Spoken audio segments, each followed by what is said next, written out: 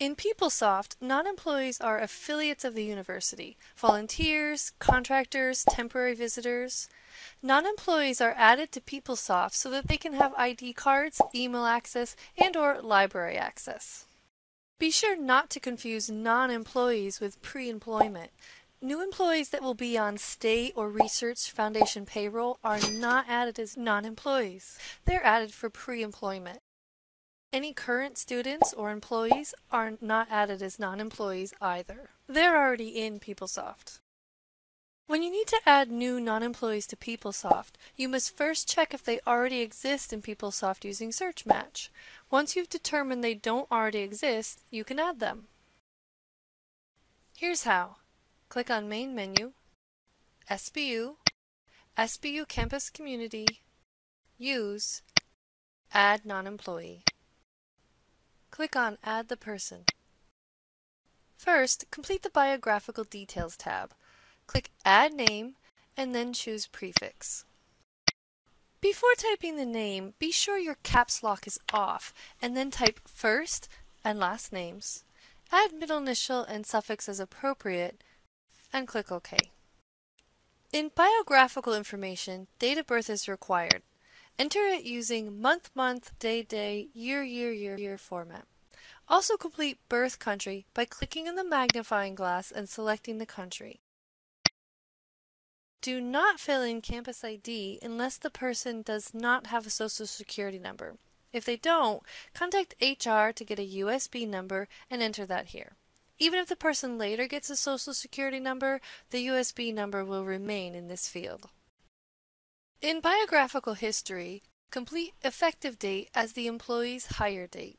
You can't enter a future date, so enter today or a day prior to their hire date. Select gender and marital status. Don't worry about the as of date for marital status. For national ID, enter the social security number. If they don't have one, remember to request a USB number from HR and enter it above in Campus ID. Next, click the Contact Information tab.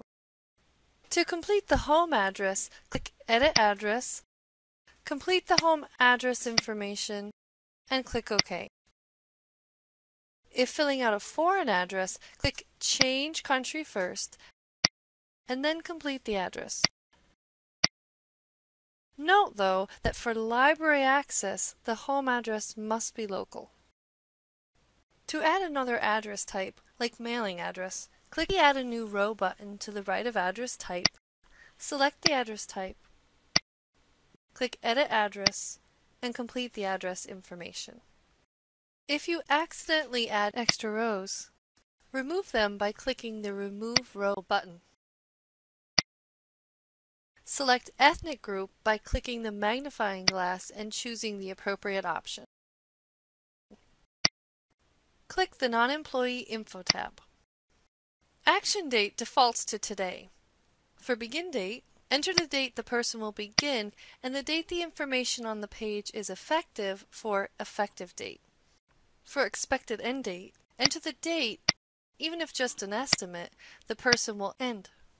Do not enter an actual end date, but do select Active Status. Select a title by clicking on the magnifying glass. Do the same for Employer, Department, the main state budget account number, and Category. Faculty staff will be checked automatically if the selected title requires a faculty staff ID card. If the person needs an email account, check the box. The email will be active until the expected end date previously entered.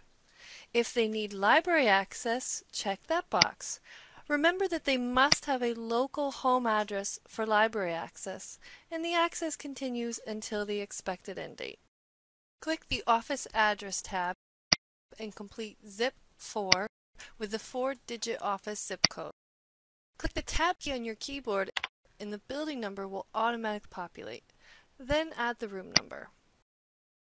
The contact category is not used, but be sure to enter at least one form of contact information, phone and/or email. For phone type, click the magnifying glass button and select Off One, then enter the university phone number using the format specified. Number, hyphen, number. For email type, select Type and enter the complete address. To add another phone type, click the Add a New Row button, choose the type, and then enter the number following the format area code / number hyphen number. You can add additional email addresses as well if desired. Click through the tabs to review your information and then click Save. The Stony Brook ID, EMPL ID, will be assigned when you save. If you receive a warning that someone exists in the database with the same name, be sure you've checked for them in Search Match. To check Search Match now, click Cancel. If you've already checked Search Match, click OK to save the data as is.